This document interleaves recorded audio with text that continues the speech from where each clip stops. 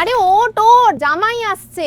আর জামাই ষষ্ঠীর দিন পড়ে পড়ে ঘুমোচ্ছিস? তাড়াতাড়ি ওঠ, কত কাজ পড়ে আছে আর এরা সব পড়ে পড়ে ঘুমোচ্ছে। আশ্চর্য, আজ এত বড় একটা দিন, কি ঘুমানোর সময়? আরে ওঠ রে তোরা, কত কাজ পড়ে আছে। ও এসে গেছিস? এই নে, তুই এসব ধুলো টুলোগুলো ঝেড়ে একদম পরিষ্কার কর। এই শুনছো, এই পুরনো বালিশগুলো একদম সরিয়ে দাও। বাবলু, তুই বাজারে গিয়ে সব জিনিসপত্রগুলো নিয়ে আয়। আর হ্যাঁ, সর্ষের তেল আনতে কিন্তু একদম ভুলবি না। ঠিক আছে, কিন্তু কোন সর্ষের তেলটা আনবো মা?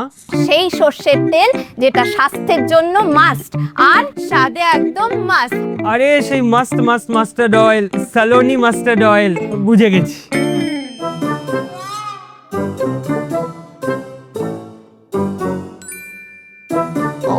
ও ফটোটা আবার ব্যাকআপ।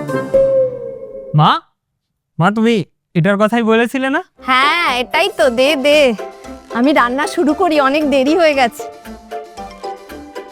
এটা নিয়ে যা। মা, জামাইবাবু আসতে এখনো 2 ঘন্টা বাকি আছে। জামাইয়ের জন্য প্রস্তুতি শেষ মুহূর্তে করা যায় না, বুঝলে মা? যা। তবু কি যেন একটা কম কম মনে হচ্ছে। মা, আরে জামাই, আপনি সবকিছু নিখুঁত বানিয়েছেন। আপনি তো আমার জন্যই বানিয়েছেন এগুলো। এসো এসো, জামাই এসে গেছে, পুজোর থালাটা নিয়ে আয়। এসো।